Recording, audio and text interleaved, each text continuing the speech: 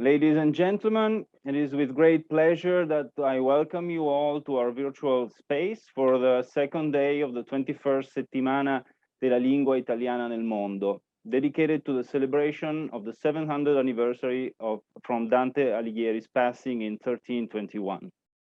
Following yesterday's conversation on the physics in Dante's Comedy, we will today talk about the music in the Commedia and the later settings of Dante's verses from the Middle Ages to Donizetti, with our distinguished guests Lucia Marchi, Elena Abramov-van Rijk, and Davide Fara, whom I warmly welcome and thank for having accepted our invitation. Lucia Marchi is a musicologist specialized in medieval and Renaissance music. She has published several essays in scholarly journals, and her most recent studies focus on St. Francis and music, Renaissance musical practice in the city of Piacenza, and the musical career of the 19th century patriot Piero Maroncelli. She teaches in the Italian program at DePaul University in Chicago.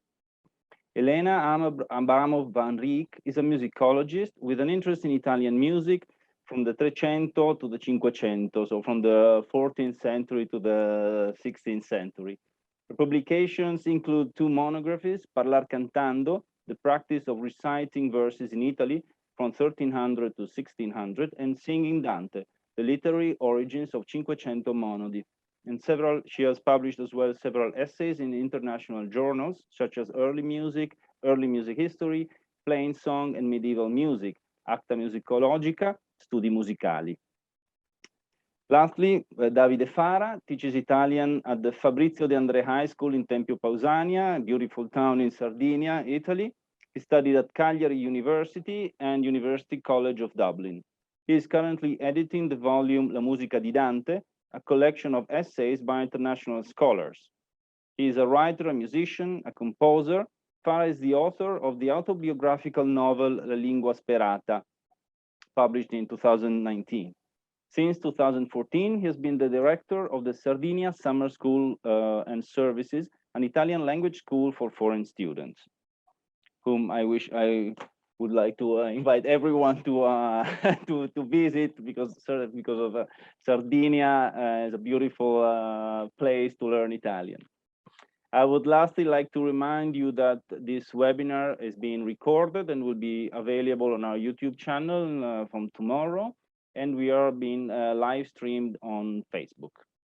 I also invite you to interact with us and type your questions in English or in Italian if you want, using the Q&A tab that you find at the bottom of your screen. And we will reserve a Q&A session at the end of the webinar. Therefore, as I thank again our speakers, I leave the floor to Lucia, Elena, and Davide. Thank you very much. Thank you.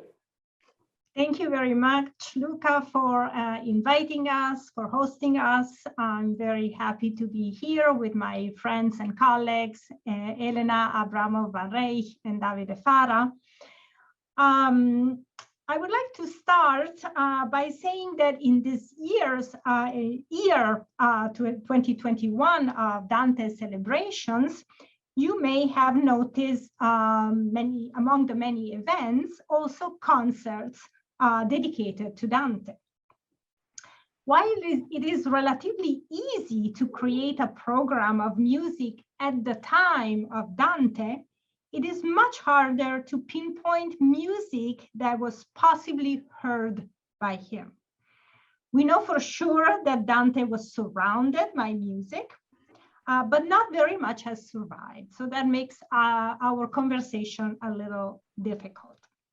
But in order to give you a sense of what Dante could have listened to, I would like to play a couple of minutes of a piece that we can with certainty place in a time and place where Dante was. So this piece is from probably around 1305 in a place in northern Italy that match Dante's life, because Dante started his peregrinations in his wanderings in northern Italy around that time. It's a piece by a composer from Padua in northern Italy. His name is Marchetto da Padua. and is a sacred piece in the honoring the Virgin Mary. So a couple of minutes of this piece.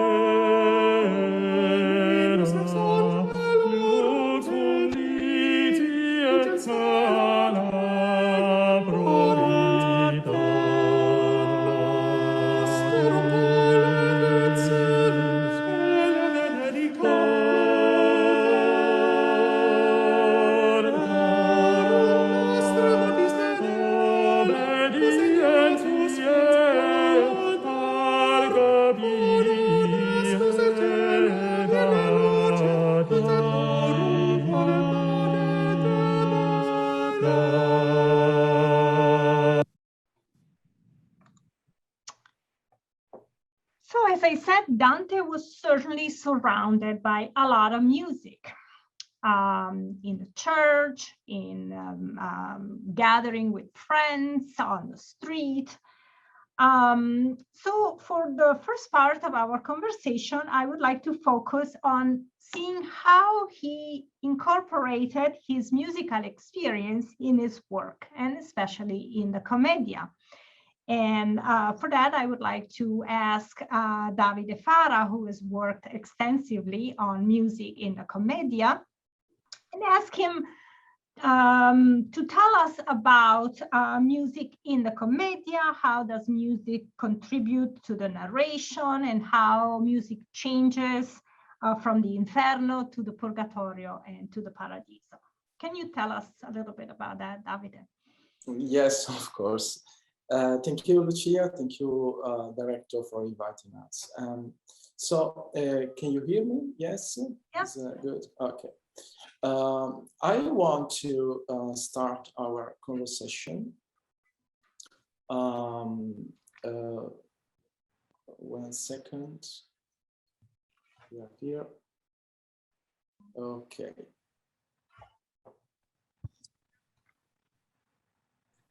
Just 1 second. Okay.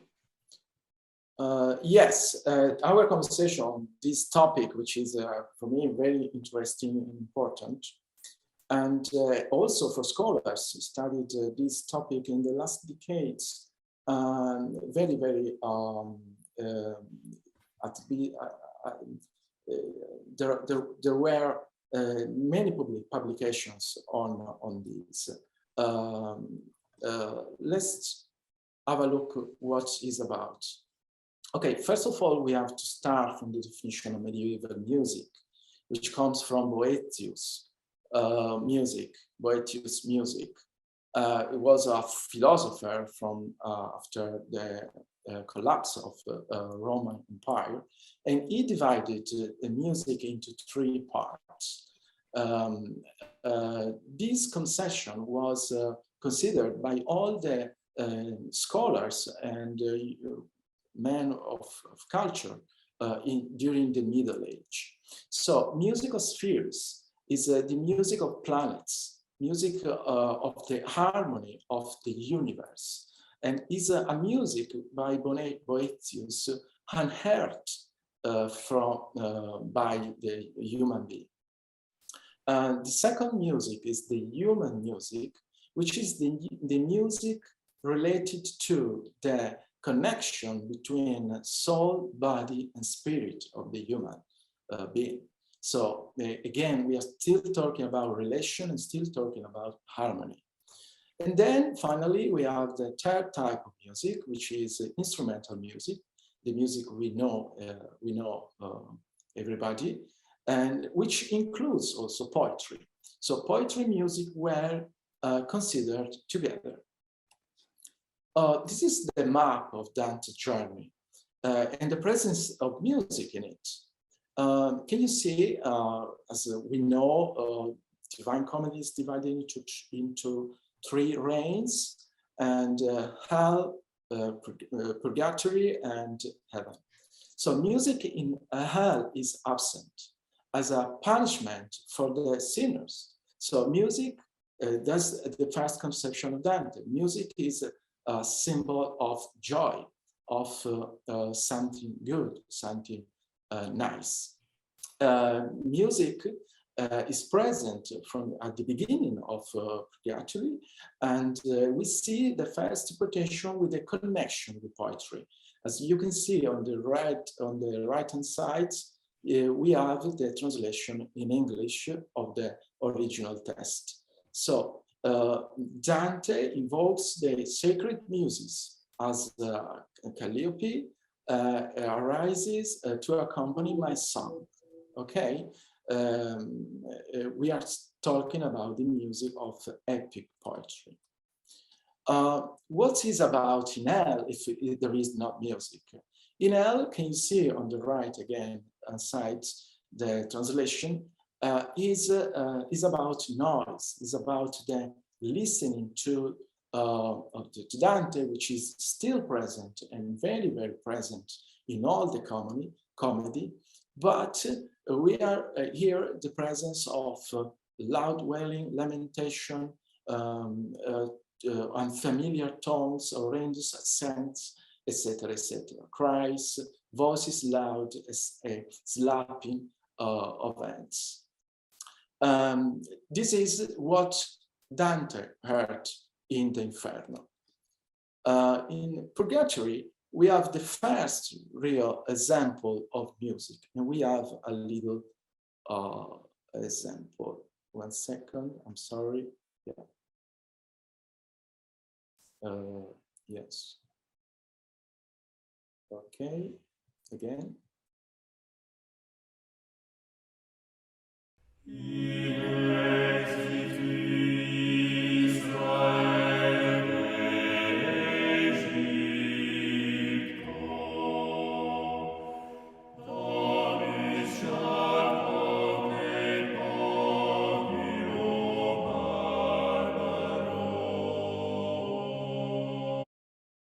Okay, this was the first example of music in Dante.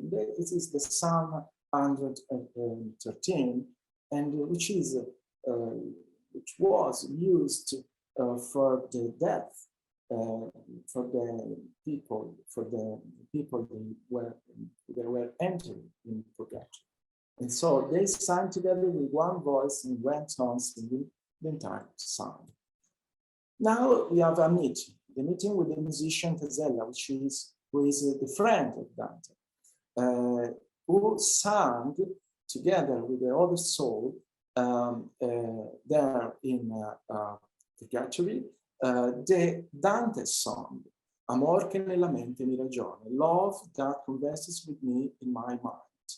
He then began so sweetly that the sweetness sounds within me still. My master and I, all those standing near Casella, seemed untroubled, as if we had no other care. We were spellbound, listening to his notes. So is the description of effects of music in Dante. And then we have the music in heaven. Now, from Casella meeting, the music in Divine Comedy is all sacred music, about liturgy, about prayer. They have to refer to God, of course, in terms of be cleansed. And then here we have a little change there is in heaven by Dante, because the normal music you could hear in the earth is modified by his rhetorical speech. So you can see this Al Padre, al Figlio, allo Spirito Santo, which is the Father, the Son, the Holy Ghost.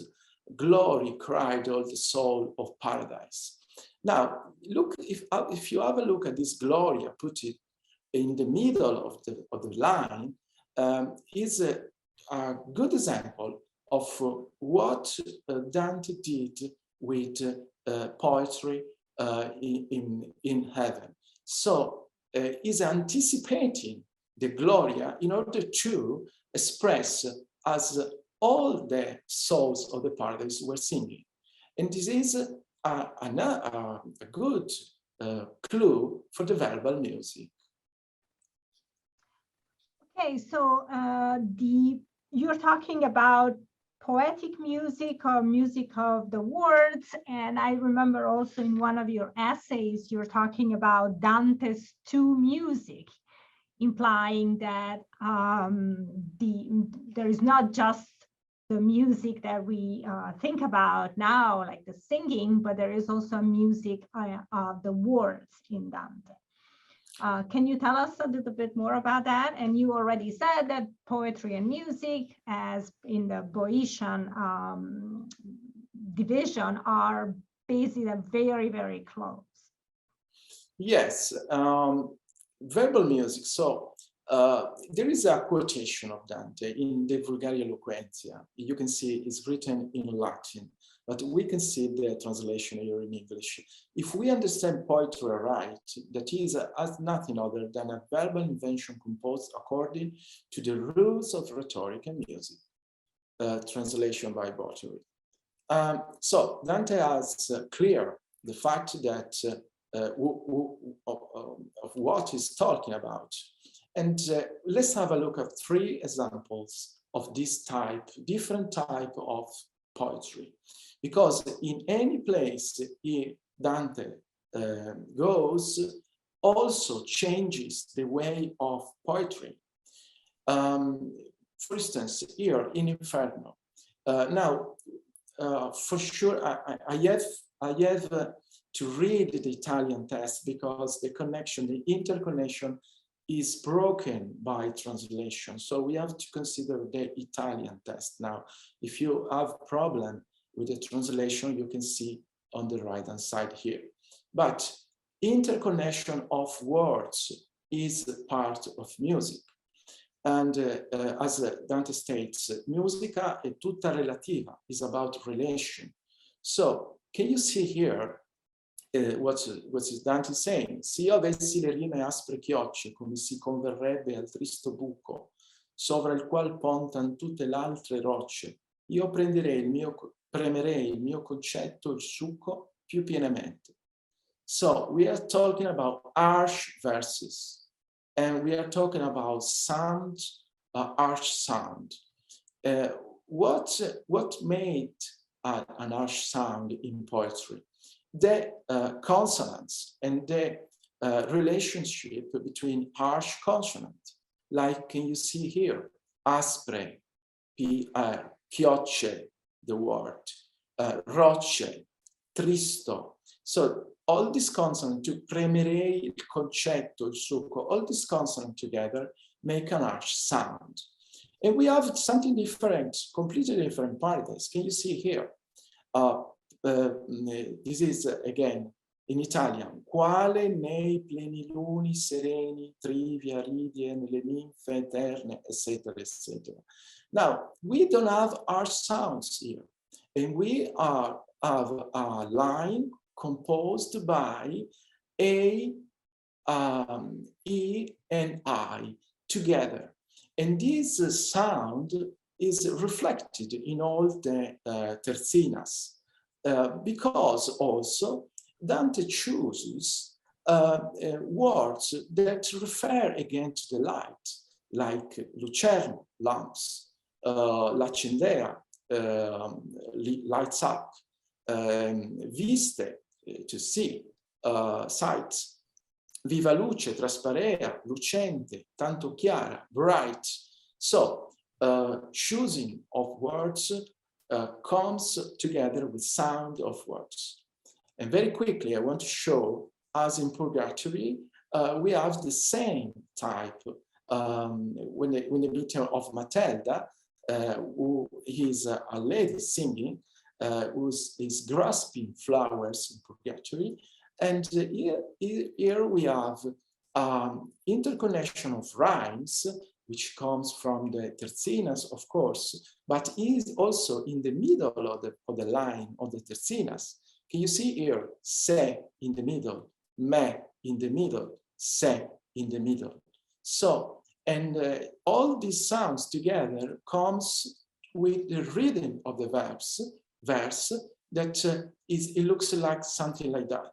Come si volge nelle piante strette intra sé, a terra intra sé, donna che balli, e piede innanzi piede appena mette, volsisi su vermigli e su gialli fioretti verso me, non altrimenti che vergine che gli occhi onesti avalli, e fece i preghi miei esser contenti, sia prestando sé che il dolce suono veniva a me coi suoi intendimenti.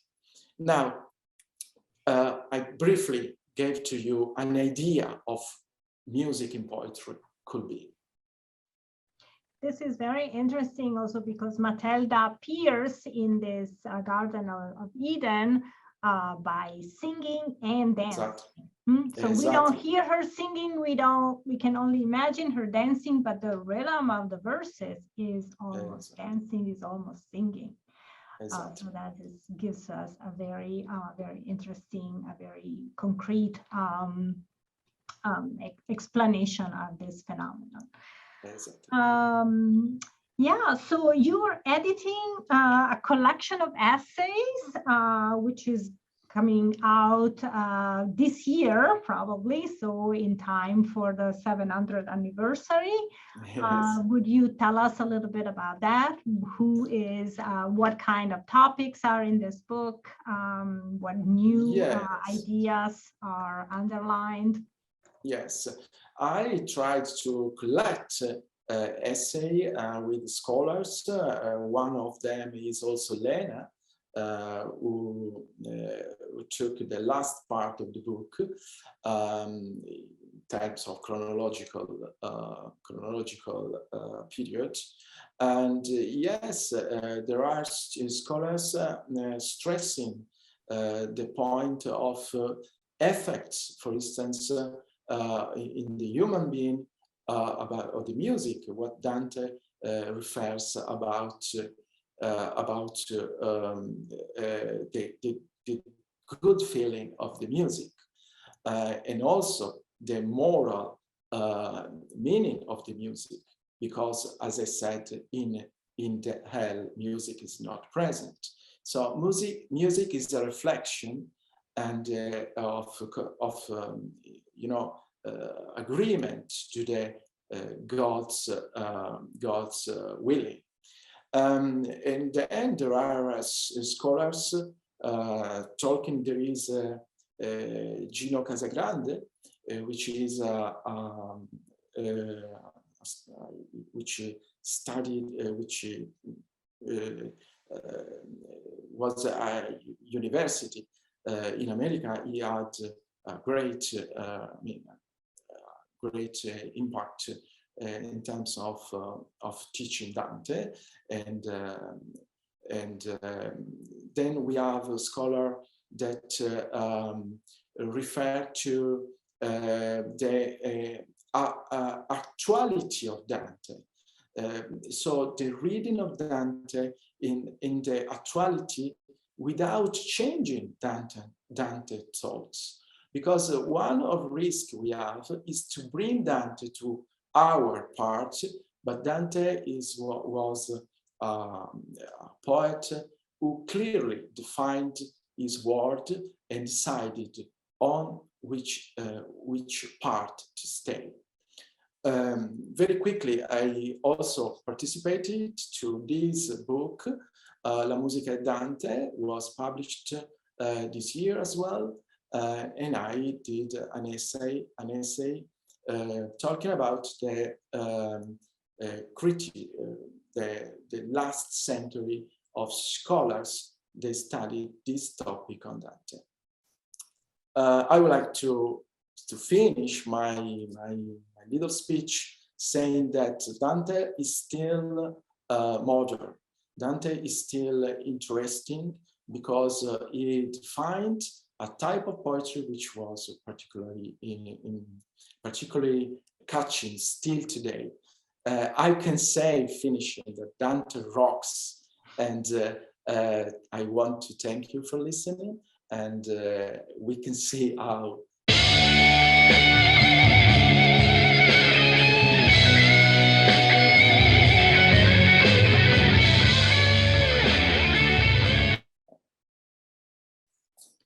Thank you, Davide, with this surprise ending. Very nice. Okay, that was a funny.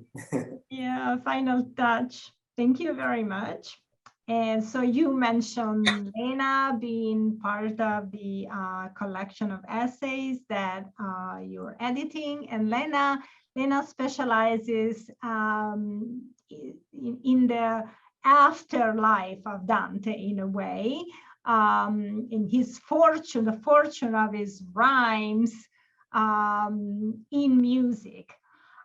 So I would like to now leave Dante's as an author in his time and see how it was perceived, especially by musicians in the later centuries.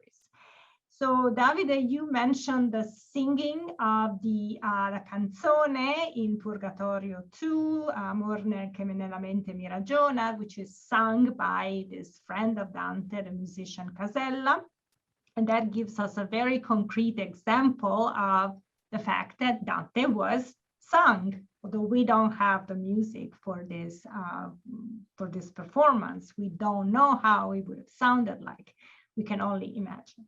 And the other big question that I think many people may have asked themselves, and I'm going to ask Elena, is, was the Commedia sung?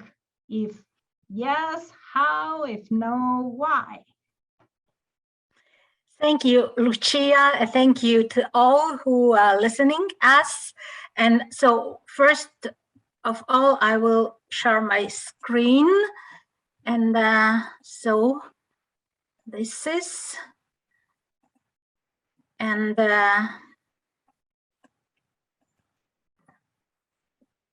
is it okay? Perfect. Yeah. Yes. So your question was the Commedia sung and how? So we have to distinguish here very clearly two practices, the popular and learned. In short, we can outline or characterize the popular practice as the singing of long rhymed stories on ancient heroes, saints, knights, kings, and the like. The verses by mostly by unknown authors, they were sung with the musical instruments. On any occasion, at every place, and but for every public, and usually for trained people or professional performers who were called cantastorie, cantimpanghi, canterini. This is the popular practice of presentation long poems, also called heroic poems. We know that from different sources that Dante's comedy in such a popular practice was sung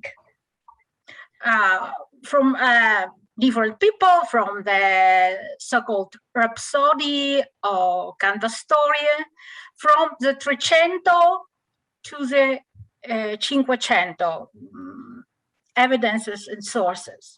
But as you can see here in this quotation from author of the first half of the Cinquecento, he writes, like many others, that the heroic poems are not meant to be sung, they must be recited.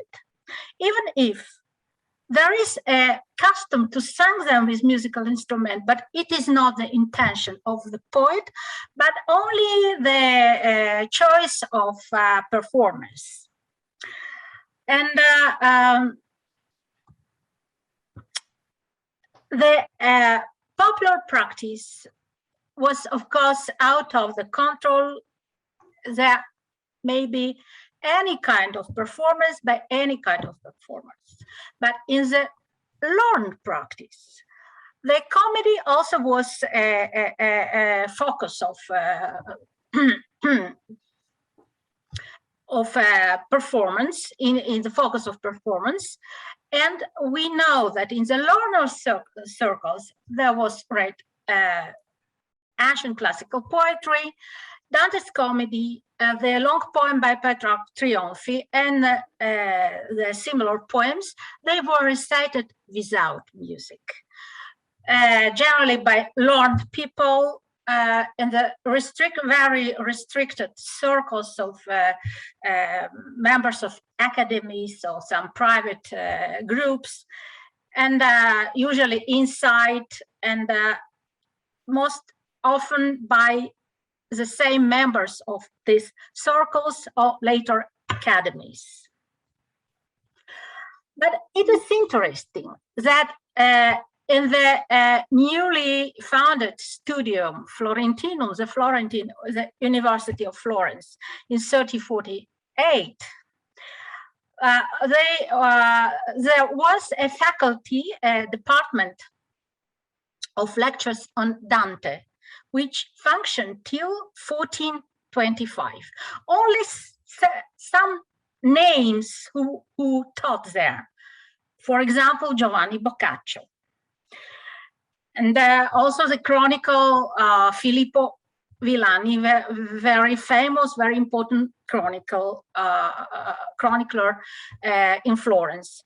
And Giovanni di Gherardo da Prato, important writer of the early Quattrocento. Another interesting and very important point in order to understand the further development of the performance of Dante's Comedy is the fact that we know that certainly from 1430 to 1436, there were public lectures on Dante's Comedy in the cathedral in Florence, Santa Maria del Fiore. These readings were made mostly by clerics, but we also see there an important Florentine humanist, Francesco Filelfo, who also gave on Sundays the lectures on Dante in Santa Maria del Fiore. We have to remember that Santa Maria del Fiore was built, constructed in place of the earlier, much smaller church, Santa Reparata. And in the years from 30 to 36 and a bit before, this church was under the construction still. The main part of it, the naves, were already in situ, they were ready, but the work still continued. Yes, the famous dome by Filippo Brunelleschi was still under the construction. And in this point, there was a temporary stone wall which separated the naves, which already functioned as a church with altars and with organ, which was placed here.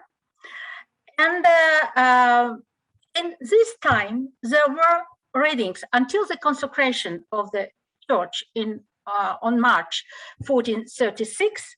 There were readings on Dante in the church still not consecrated. And it is not by chance, I think, that on the northern wall here, all this part was not was out of the use and was closed from the wall. Here we find the famous fresco by Domenico di Michelino, which presents Dante who illuminates Florence with his comedy. And he oversees the Paradise, the Purgatorium, and the Inferno. And as very probably that this fresco was placed exactly at the same place where the readings of Dante took part. And at the university, Dante's readings continued with different lecturers on the faculty of rhetoric, like with Cristoforo Landino, and also in the Accademia Platonica since 1438 or 9, and in other learned circles. So we see that comedy within the learned circles, it was issued for reading, not for singing. So you're next. So you're really telling us that there are these two traditions, and the academicians, the learned people, would kind of look down to the cantarini or the cantastorie that instead would recite Dante on the street in music, right? Whereas yes, the official readings would not probably include music, but just exactly. Yes. And this is a very important place in the cathedral. It's still not consecrated, but it makes almost Dante sacred. And that brings us to the next question. Why were Dante's verses not set to music in the Cinquecento? The Cinquecento, the 16th century, sees a proliferation of secular music. The madrigal of the Cinquecento is an enormous, produces an enormous outpour of music. And for example, Petrarch is very present in this music. So one asks himself, why Petrarch and not Dante? Dante is almost absent completely. And Elena has an explanation for why. Yes, thank you. It's not only in the Cinquecento, we have now actually music not from the Trecento, with each also very rich musical repertoire. And so not telling about Quattrocento, which is almost empty of music, lack of music in Italian tradition. But yes, interestingly, in the entire 16th century, we know only 13 compositions on Dante's verses. And yet we cannot tell about 13 different texts of Dante. There were only 5. Because some texts were set several times to music by different composers. For example, the canzone Così nel mio parlar voglio essere aspro was set 3 times to music, and the 6 lines from the comedy, what exactly they were demonstrated by Davide Fara just now, Vivi sospiri pianti e alti guai from Inferno. They were set the 6 lines by 7 composers, the same 6 lines.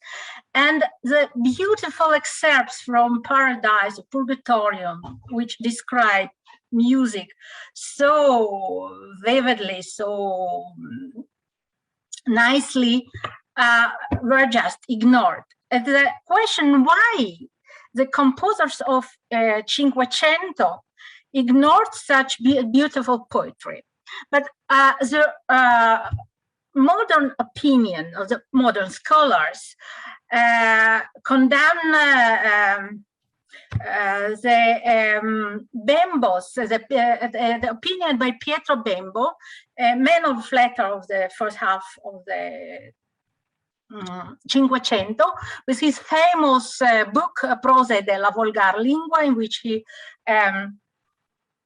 installed, let's say so, the Italian language as the main language of literature in Italy, introduced it like a new conception of the using of the Italian.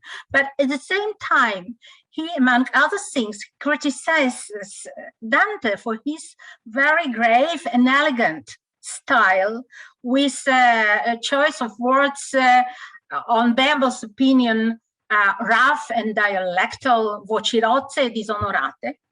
And Bembo's ideal of poetry was Petrarch, and Bembo doesn't recommend the novice poets to follow Dante in their poetic exercises. So, but can we consider such an explanation as sufficient to explain why no one cannot put in doubt this opinion by Bembo, compose something on Dante's verses? But there must be much more serious reason for ignoring Dante's comedies. At the same time, we also have to know that Dante's comedy was one of the most discussed topics in the Italian Renaissance academies. And the question that they discussed was how Dante's comedy accords with the Aristotelian principles of poetics. And maybe it may it be defined at all as heroic poem. And one of questions of that reflects this doubt was as the follows: may a heroic poem recount, instead of the deeds of heroes, ancient and modern, a vision or a dream of a simple citizen? But after many, or within many vivid discussions and even quarrels on Dante, the general consensus was shaped that the Dante's poem is actually the best epic poem of the modern times. It's a great and sacred poem that forms a good and perfect Christian, in which Dante described his voyage in the spiritual world of the three realms of the spiritual world, where the Catholic faith considered as a true. That is, we see, starting with the practice of reading of the poem within the church, with this fresco of Dante's comedy placed within a church. For example, a poem which I don't report here, the Teofilo Folengo, in which this poet from Modena, in his poem Orlandino, compares Dante's comedy to religious music, to masses. And another author called it Dante's comedy, teologia fatta in verso, that theology made in rhymes. And the general consensus was it is the best example of an epic poem that imitates events which were possible according to the postulates of the Christian faith. This is actually a poem, an issue with a strong religious connotation. And the question when we may ask, but what musical genre could adequately render Dante's verses? And so in here we have a very important experiment that Lena talked at length in her book, Singing Dante, which is done by Vincenzo Galilei, who was the father of Galileo Galilei, the scientist, who put into music the entire Canto 33 of the Inferno, which is the lament of Count Ugolino, the count from Pisa, who died of hunger, having been closed up in a tower together with his children and nephews. It's a tragic story, and Count Ugolino monologue in Canto 33 is full of emotion. It's a very tragic monologue, really a lament in a sense. And in 1580, Vincenzo Galilei puts it into music as some kind of experiment, because Dante's poetry has kind of been ignored in a way before. So Elena, tell us about this experiment. Yes, but I would say that not just ignored, by maybe untouched, like the biblical texts, the classical biblical text was not used for any other purpose except for that of liturgy. And what kind of music it could be?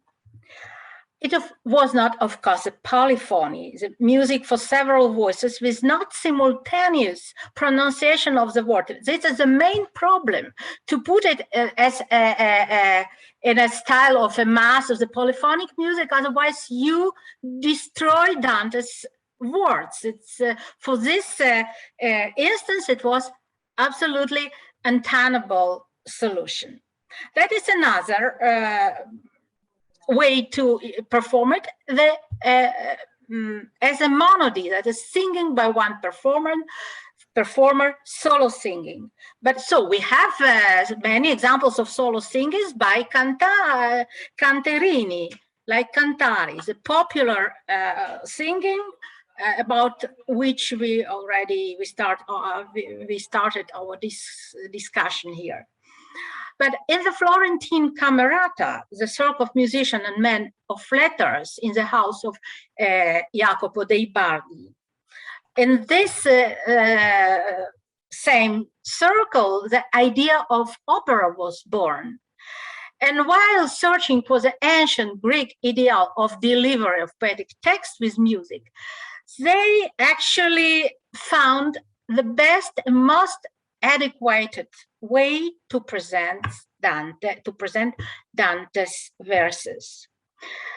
And their intention, as one of historians of music wrote at time, that the members of this circle wanted to bring themselves closer to the ancient Greek music, that they search for a most suitable way to deliver the poetry adequately, so that it was not destroyed with the music, with the melodies, was not destroyed for polyphony or some other means.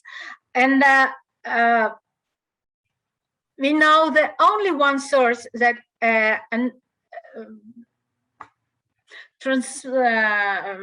delivers this information is the letter of the son of the founder of the Camerata, Jacopo dei Bardi, Pietro dei Bardi, letter written in 1634, where he describes his years of his years in his father's home, and he remembers that the first who started to sing for one voice, there was Vincenzo Galilei with his presentation of Lamento del Conte Ugolino di Dante, Lament of Count Ugolino from Dante. He sang it intelligibly. Here, this is a very problematic translation, but I will skip it for now. And with the accompaniment of an ensemble of viols. And after that, he repeated his experiment with the lamentation of Jeremiah. And what is interesting, that he, for his experiment to present a poetry by a solo or monodic singing, he took texts from two Bibles, the Dante as a secular Bible, the Lament of Count Ugolino, and from the Holy Bible, he chose the Lamentations of Jeremiah. Yes, and yeah. Mm-hmm. So yeah. you can. Yeah, no, I was going to ask. We don't have the music of Galilei. It would be wonderful to have it. So it was sung on an accompaniment, an instrumental accompaniment of a group of viols, basically string instruments, modern predecessors of string instruments, with a voice, a tenor voice, singing clearly the words.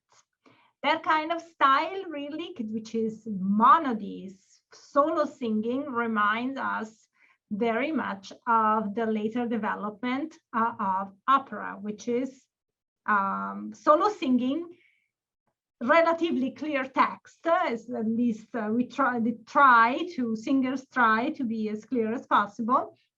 So we understand the words, we understand the affects over an instrumental accompaniment. Right? Yes, but there is one difference from the popular singing with a musical instrument, because the cantastorie, they sang with one instrument only. So normally they accompany themselves or with someone, but generally we read or we hear about only one instrument. But here, for the first time, there was an ensemble of instruments used for the accompaniment of solo singing. We have this in the musical madrigals for for a voice and musical accompaniments for several instruments. But this is something would make us close to the professional practice and not to that of the popular one. So it was definitely not polyphony. But what that is the monodia, the monody. The modern musicology considers this term as anachronistic. It was not used in no musical writing of the time, no in the by those composers who started to compose the first operas. But interestingly, in 1572, in a work by Jacopo Mazzoni, he was not a member, neither Camerata, nor another very close to the Camerata, Accademia degli Alterati, but he was a correspondent of from a site. He was from Cesena, from the members of Academy, and his work on defending of Dante's Comedy against his critics, he proposed that the monodia, the monody, according to the Greek ancient rules, it always was singing by one person on the stage. And to sing alone, it means to lament. And that is why the monody, this kind of singing was called by him monody. And he, interestingly, he noted that our modern lexicon Italian, he writes, has no adequate term for this kind of singing. That is why he used a Greek term monodia. And as the first historian of the opera in 1634, Giovan Battista Doni, wrote that Galilei was the first to compose melodies for one voice only. And it was the Lament of Count Ugolino, written by Dante. And after that, he was the same, the Lamentations of Jeremiah. That is why we can see that for the first time, the Dante's verses were sung within the learned circle according to principles and ideals of the Greek ancient poetics, like the Renaissance people or Renaissance musicians were searching in order to apply them to the modern Italian music. That is, I think, yes, that's all. Elena. Yes, so Lena showed us how Dante poetry was a fundamental element in the creation of one of the most beloved genre of music, which is Italian opera. And so I would like to close this conversation by listening to a couple of minutes of a piece that represents, in a way, the debt that operatic composers owe to Dante. So in 1824, Gaetano Donizetti, one of the most famous Italian operatic composer, wrote another setting of the Lamento del Conte Ugolino, exactly the same words used by Galilei. You probably, if you know Italian opera, you know that Donizetti has the most beautiful singable melody. So you would imagine that even these words of Canto Golino would be set on a beautiful melody, but this is not, absolutely not the case. Donizetti uses a kind of recitative, a kind of recitation over, in this case, a piano accompaniment that we don't think that Donizetti knew of Galilei and his music because it was lost, but this idea of sacrality, respect for the word of Dante somehow passed along until Donizetti. And so Donizetti treated the text of Dante in a different way and with more, giving more weight to the words in a way that he would with a different libretto. So I want to leave you with 2 minutes of the Lament of Count Golino by Donizetti, which is a piece for piano and baritone in this case.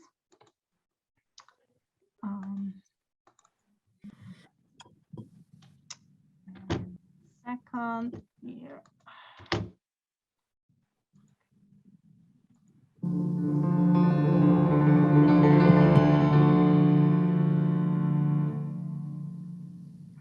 Very dramatic piece, requires a lot of recitation skills by the singer.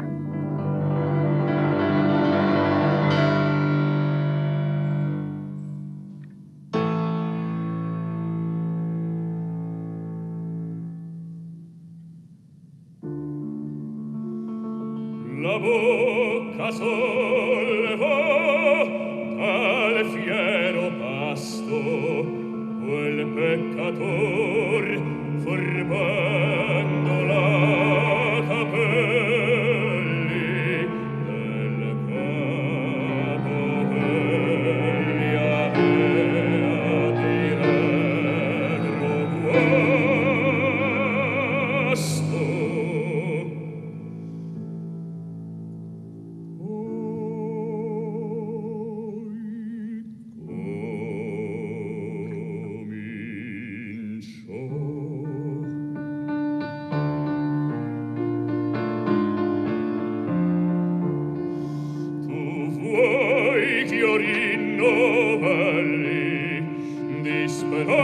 Disperato dolor che in cor mi preme, già pur pensando riach'io le favelli.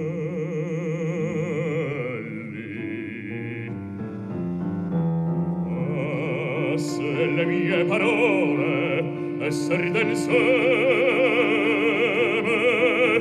che frutti infamia al traditore ch'io rodo, parlare, lagrimar, parlare, lagrimar, lagrimar, vedrà insieme.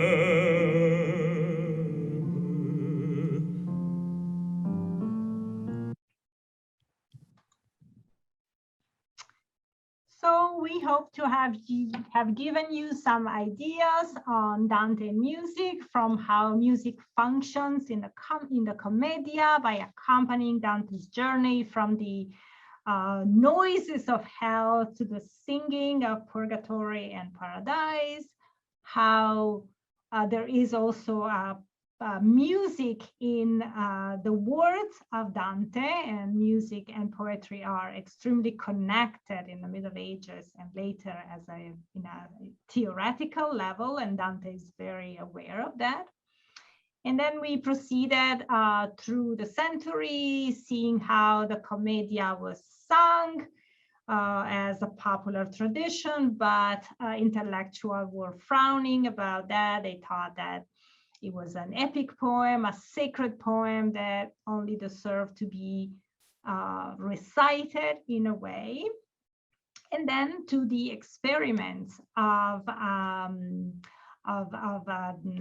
Vincenzo Galilei that really brought Dante back into music in a way, and especially gave way to this development of which, of course, Italians are particularly proud, which is Italian opera.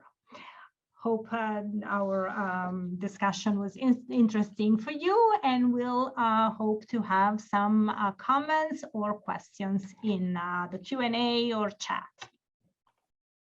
Thank you very much.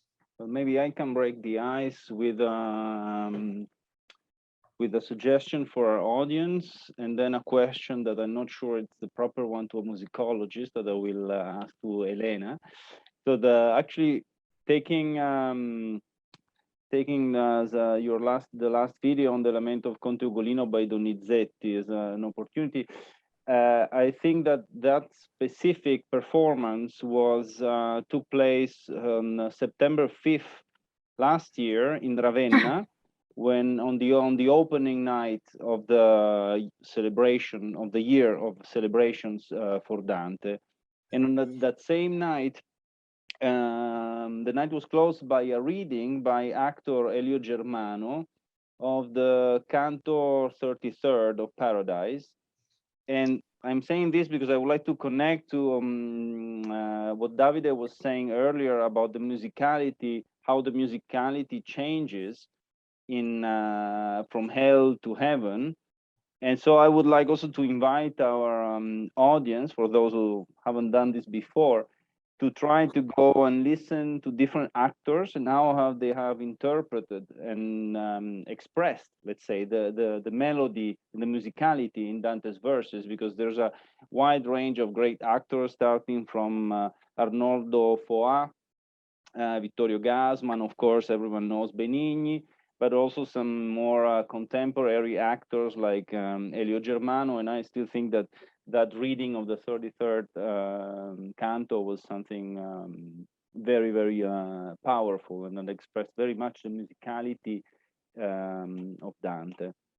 And the question that came to my mind, and I'm not sure it's the right one for a musicologist, but as Elena was saying, that Dante was read in the Basilica in Santa Maria del Fiore during its construction. I was wondering, I suppose that the canterini in the street were singing Dante for entertainment. The main scope, I suppose, was entertainment. At the university, Dante was studied for its rhetoric arts, for more academic scopes. So I was wondering, while in churches you have music that has a liturgical scope and a liturgical reason, and what was the reason that you think Dante might have been read in that context? That was a reading which included the recitation of the comedy with comments of the specific canto, of an excerpt of a canto, and we find very a large amount of commentaries on Dante. They surely were first read, and after that to put in a written form. And so it was some kind of, I think, like homilies or sermons in church, something like a general education of the people who were interested in learning Dante. But since Dante has, as we can infer from this, the very fact, the Dante's comedy had a completely cogent and suitable religious conception, absolutely orthodox, so that was very well fitting the space of the church. That is why it was could be played there. It is we don't know, maybe after the consecration there were some public, but that is only information I could find out from different sources, that just and specifically in this yes, of the construction of the dome, when the main this part was separated physically with a wall that closed it absolutely from the construction site. That is also acoustically very more favorable situation for reading or for listening at verbal text, not music. Thank you. Thank you. Well, if there are no questions, Lucia, do you want to interrupt you? Yeah, I would like to go back to ask something to Davide, because I'm very intrigued by the episode in Purgatorio 2 of Casella. Singing has been very discussed, because in the end, so all the spirits of Dante are mesmerized by the music, is very beautiful, and so they are forgetting to continue their journey of in getting into the purgatory and wash their sins. And then at some point Cato comes in and say, what are you doing here? You're losing your time. You should go and purge yourself. And this this part has been interpreted by many scholars as saying that music distracts you in a way. So music is a distraction. So there is this kind of double meaning of the Casella episode. Is music exalted? Is music appreciated? Or is music considered something that distracts?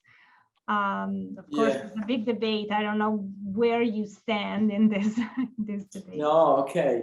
I think the great lesson Dante's give us is about to consider the test in the contest. So the point is, in that at that stage, souls that were enthusiastic about the singing of Casella, they were not in the right place at that moment. But the same fact that Dante expresses exactly what they felt in listening, that was a great, let's say, goal to set how the music was important in earth, and how music was still important for Dante. So the point is to consider where they are and for what they are there. And I don't think there is any problem in considering these different parts and function of the music. Okay. Yeah. Thank you. So there are some comments, some compliments, which we appreciate very much. Thank you so much. And if there are no other questions, I think, Luca, maybe we can close here. What do you think? Absolutely. I replied to some of our questions, and I extend to you all the congratulations from our audience. And of course, I join them thanking you all for this very interesting and eye-opening conversation on a topic that is not often accessible to the general public. And also probably who followed our Opera Festival Chicago last summer, where we dedicated one night a recital to Dante, to music in Dante and Dante settings, probably might have today appreciated even more both events. So thank you all again. Thank you. Thank you for the invitation. And thank you for all the listeners. Thank you. Been our pleasure. Buona settimana della lingua italiana a tutti. Arrivederci. Buona settimana. Arrivederci. Ciao. Arrivederci, grazie. Ciao.